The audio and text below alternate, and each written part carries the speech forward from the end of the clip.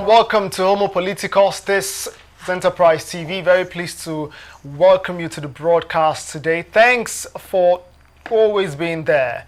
Well, let's turn attention today to security and the rising insecurity in Nigeria. I would focus on the recent abduction of Prince Eniola Ojajuni, the national president of the Afenifer National Youth Council, and that abduction has sent shockwaves through Nigeria. He was kidnapped specifically on February 17 between Ondo and Kogi State while he was en route to Abuja.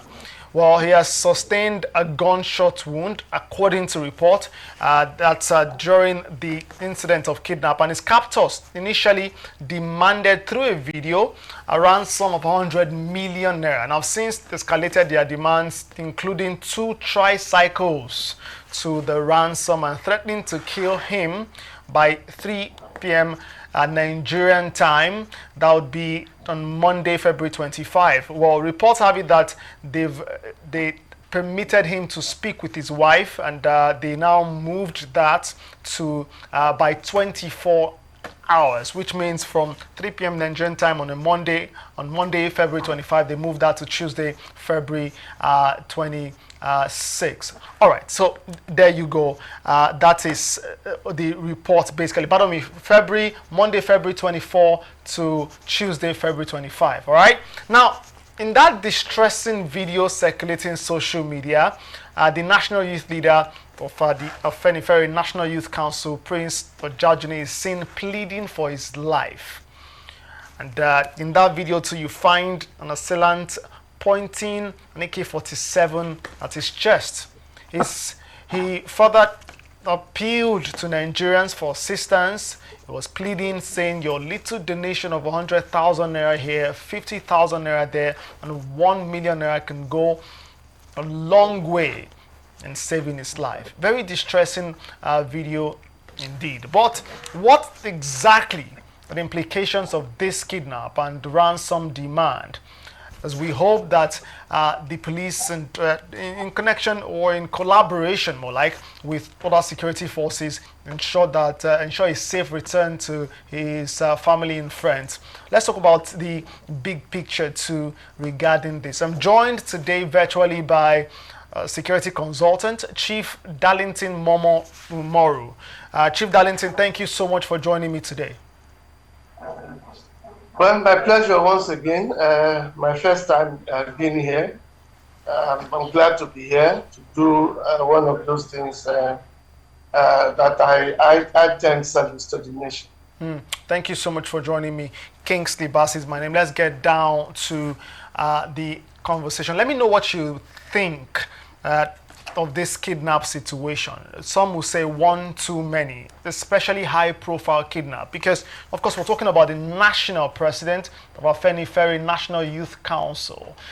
This you can consider a high-profile kidnap, and just months back, right, we heard of the kidnap and eventual rescue of the wife of a former commissioner of police in Lagos and retired assistant inspector general of police. This again, some people would consider one too many. What's your take on this recent kidnap? As far as I am concerned, there's nothing like a high-profile or low-profile kidnapping. A kidnap is a kidnap. It means that somebody has been taken into forced custody while they demand for ransom in exchange for the person's freedom. And so it's been on, and it's been on, a little bit more rampant around Northwest. That's talking about Kebbi, Sokoto, Zamfara, Kaduna, Katsina, aside from Kano. Kano is a bit quiet, about the other 5 states of the Northwest have been bubbling, particularly the center, Zamfara, and Katsina, Kaduna, have suffered so much. But the Southwest is not been as rampant as it is, but very much prominent around the Ondo Kogi border corridors. We have suffered a lot of that for some time. One of the reasons Amotekun was given birth to. But up until now, we have not really seen the much impact of Amotekun in stopping this kidnap between the Ondo-Kogi corridors. You know, the Ondo-Kogi corridors apparently serves as the gateway, you know, from the southwest to Abuja, the federal capital territory. Well, it's been on and it's on. The security apparatus or architecture put in place around this corridor have been doing their best, but whether their best is good enough, it's another kettle of fish. Chief Darlington, you'd agree with me that this kidnap, as you've said with some that kidnap, underscores the growing insecurity in Nigeria, right? And this is where even prominent faces, prominent figures are not immune to abductions, and the brazenness, if you like, of the kidnappers who have increased their demands and set imminent threats highlight the deteriorating security situation in the country, don't you think? Could you please take that question again? Oh, well, I'm talking about the fact that, well, considering this particular kidnap and other kidnap cases we've had in the country, if you agree that this underscores the growing insecurity in the country, and if you believe that the audacity, to use some other terms now, audacity of the kidnappers to not just kidnap but make demands and set threats to set deadlines for this ransom, do you think this highlights a deteriorating security situation in the country? Apparently, yes. Of course, what gives them the audacity is the equipment within that they are bearing. An assault rifle with enough ammunition is given an additional strength and is capable or able to say or do or face anybody who would want to come on to his or her way. And so they are welding lots of these assault rifles. Where they get it from is another challenge. To me, the bane of all of this is the proliferation of small arms and light weapons, you know, in Nigeria at the moment. Of course, it's giving the state actors the challenge to actually be able to face these non-state actors who have more than enough, you know, equipment in their possession.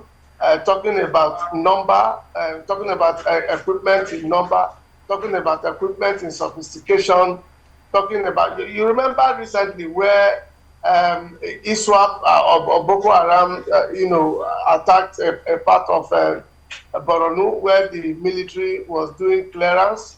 We were told how these criminals made use of UAVs. They also made use of person-born IEDs, that's BB IEDs. They also use BP IEDs aside from the IEDs, you know, themselves. And then they also were able to deploy the use of UAVs, you know, to do surveillance and gather intel.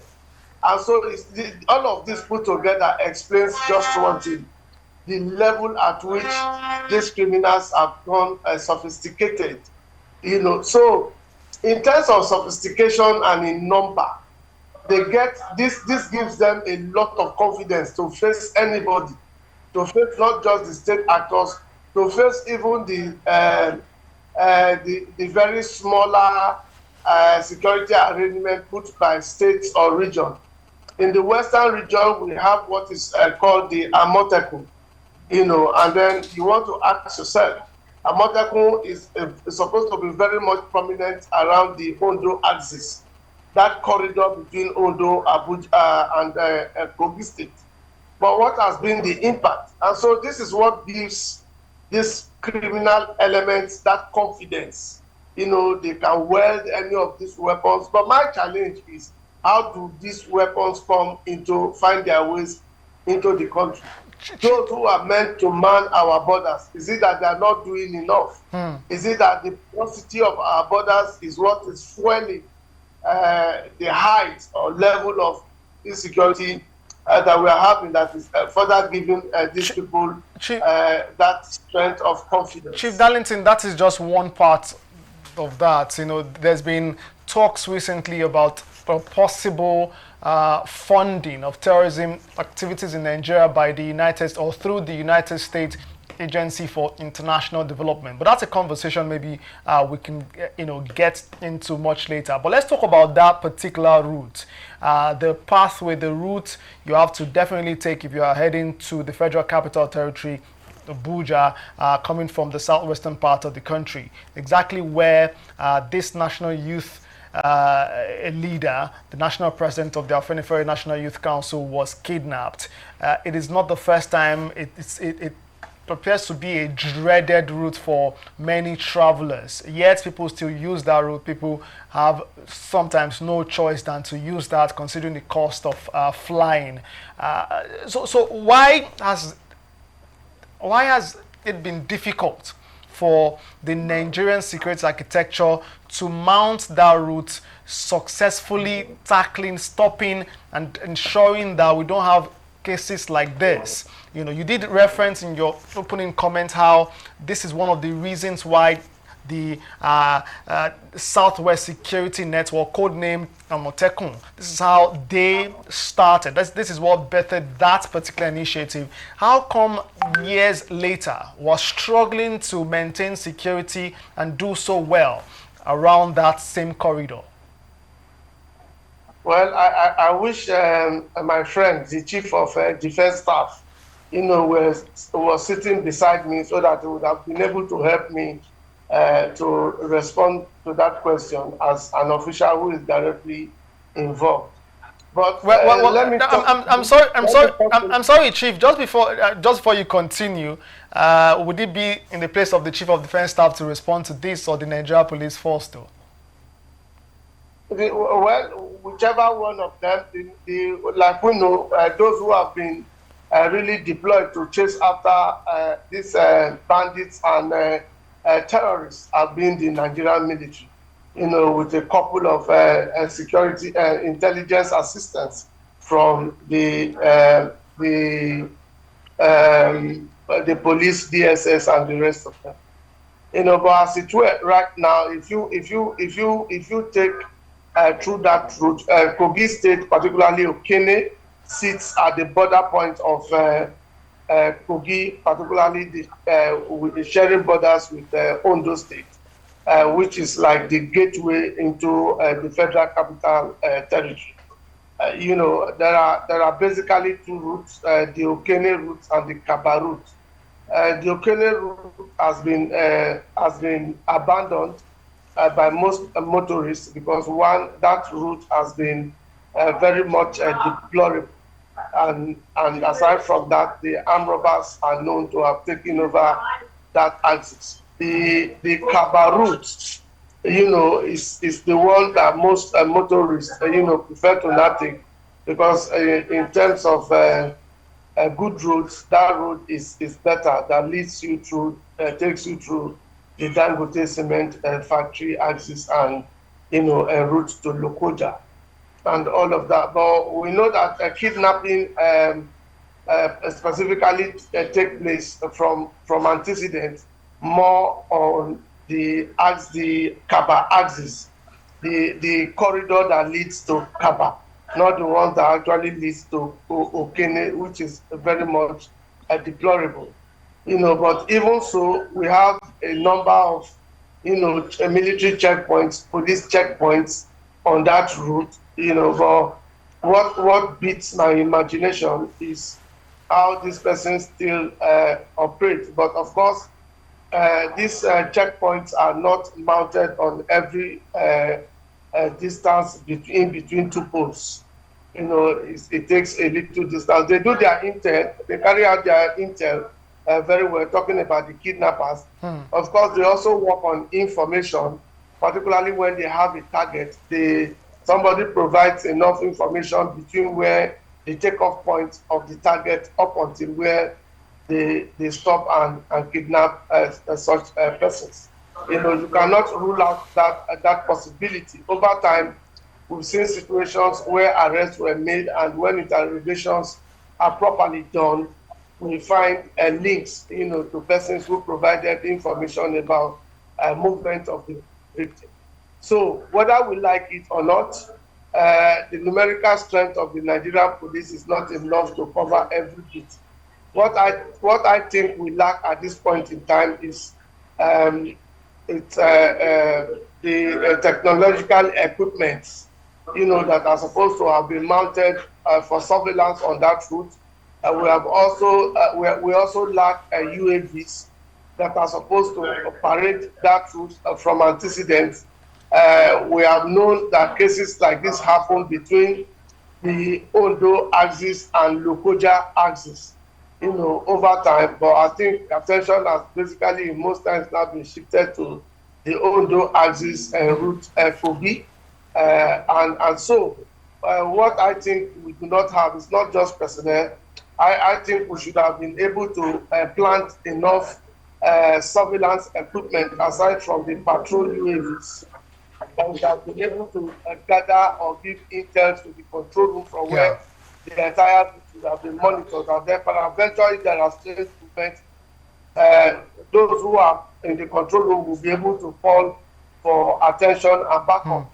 So that those people would have been followed up, the criminals now, before they get very far with their victims. Sadly, Chief Darlington, that's not the case with Nigeria and its security architecture as we speak, especially on that particular corridor, Lagos and routes, the Federal Capital Territory, Abuja. Sadly, it's 2025 and we still budget a lot for defense and for security, yet we have not gotten to the level where we can tackle these things and tackle them headlong. But let's look at the flip side to this particular conversation, which is the psychological impact on this, not just to the family of the kidnapped victim now, but the public. This publicized threat, Chief, from a security point of view, and the victim's heartfelt plea we see in that video, do you think this can instill widespread fear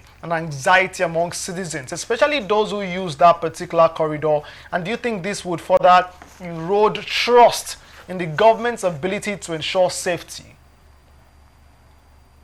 Kingsley, whether it will instill fear on the people or not, the one thing remains constant, and that is that the airfares now are quite expensive. Airfares have not been friendly, and so you do not have an alternative if you don't have enough funds to fly. Aside from having enough funds to fly, if you cannot, there are those who have a phobia for height, and so whatever amount of money they have, even if they own a private jet, they will not want to fly, within any shortest distance. Not when they think of possible kidnap or robbery. I mean, they would kill the phobia and still fly. Nothing. Go and check the antecedents of those who have a phobia for flight, irrespective of the amount of money they wielded. And those who even attempted it, eventually, the day they attempted it was the day they died, flying eventually. Go check the history. You could Google it. You'll find great men in America and some other places who had a phobia for height, but yet never wanted to fly. But the day they flew, they died. That's what they were running away from. There are some people that prefer to face some of those things with the belief that it's still safer no matter how bad. As I speak with you now, that corridor is very busy with those going to Abuja and those returning. It's not an everyday occurrence. It's not an hourly occurrence. It's not per minute occurrence. It occurs maybe once in a while. And the security, I guess, are doing everything within their powers to see how much they could achieve. Information, also gathered is that the family members of the youth leader of Afenifer, I think they've been able to work on the ransom that was demanded by these hoodlums, and we don't know how and where, what point it will get. But I guess the security, of course, will not rest in their oars. They will also want to do play along and see how they can bring up some strategies that would enable them, arrest eventually these hoodlums and then get the victim out very safely. Kingsley, but let me tell you this that you do not know. In most times when things like this happen, even when the security agencies and the military, are able to locate the place where the big kidnapped victim is kept, they will still want to do some more studies to be sure that when they invade, they will not only be wanting to take out the criminals. They are also interested in the safety of the kidnapped victims, because at times like that, these criminals will want to use their victims as shields, to escape, either as hostage or shield to cover themselves. So sometimes it becomes a bit difficult for the security agents and the military to just invade. So when they even locate the place, they find a way of barricading the place. Sometimes they deploy area surveillance, to help them while they surround the entire place, and then they still go into drawings and then try to see how one after the other where each of these criminals are located, where they are positioned, and then try to see where the victim itself is positioned, and then they think of how to take them out gradually before they invade. They don't just discover the place and just invade. They might end up losing the victim whom they want to actually save and bring out. Yeah. Just before we close, I've got one more question. But before that question, thinking about the economic ramification to this, that economic side to this substantial ransom demand. You just referenced, the reports that the family would be, seeking help, putting together some money in order to meet the deadline given by the kidnappers. We know that the laws of the land, the Nigerian laws, do not permit the payment of ransom. But that's there. But there have been reports, unconfirmed reports in the past, and most recently too, really from families, friends of those who have been kidnapped survivors, right, who have said that they parted with a certain amount of money in order to get their family member back home safely. But that said, right, let's talk about the economic ramification of this real quick and how this would affect the family. That substantial ransom demand, coupled with the 2 tricycles demanded, that will cost something too. Don't you think this reflects the financial strain that could be placed on the victims' families and indeed communities it belongs to? The Afenifer, both the youth council, both the main body of the social-cultural organization. He's mentioned several names too. Economic burden on those persons to rally around to help with his safe return home. Kingsley, none of this will equate the life of this young man.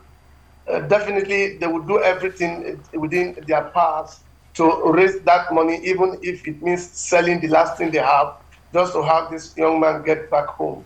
No amount of money would equate the life of this young man.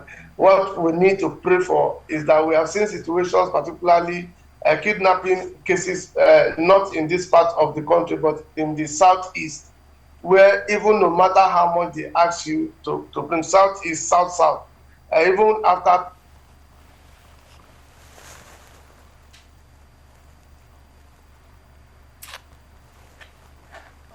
Oh dear. Okay. A little connection lag there with Chief Darlington Momo tomorrow. You still don't get the victim out safely. And so prayers are also, the payment of this money that we actually will release the gentleman of getting back this man healed and happy. It's nothing to compare with the life of this image. All right. Chief Darlington Momo, unfortunately, connection challenge there. Hopefully we can reconnect to wrap the conversation. Well, let's go to break. Back in a moment, we'll wrap the conversation, and then we can get talking some more and get your thoughts, of course, in the comment section regarding this rising security challenge in Nigeria, and indeed how to put a stop to that. Many thanks for that, for staying tuned. I'll be back in a moment. Enterprise TV, your one-stop shop for news, programs, human angle stories, the economy, sports, and much more. We go the extra mile to bring incredible details to you. So hop on the train now. Enterprise TV, a tradition of truth. Thanks for staying there. This is Homo Politicus. You're watching Enterprise TV. Kingsley Bass is my name. Again, my guest is Chief Darlington Momo, security consultant, and we're talking about the recent kidnap of the national president of the Afenifer National Youth Council, Prince Eniola or Jajuni. Chief Darlington. In closing, all right, let's very quickly talk about your council. What thoughts you have for several hundreds, maybe thousands of Nigerians who travel through this part, Lagos to the Federal Capital Territory, Abuja. Again, some might be engulfed in fear, seeing such a video of a man pleading for his life, begging friends, families, associates to contribute for his release. What do you say to them? How best can they ensure their safety while the security forces do what they have to do? How best can they, what should they do too? What should travelers do to ensure safe travels along this route and several routes across Nigeria? When you're traveling these days, you try and keep it to yourself. When you're traveling by road, you don't announce it, even to your friends. You don't know who is who. Some of these people who are kidnapped on the basis of information provided, and then they are followed and monitored up until the point where they are kidnapped.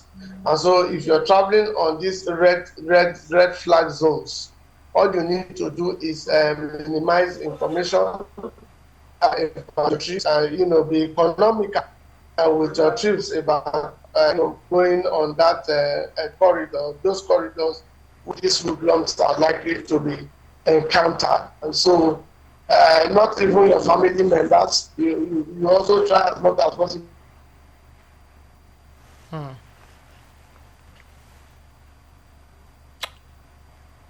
All right. Well, a bit of a network challenge again there, but apparently we've got to leave things there. You've heard from security consultant Chief Darlington Momo.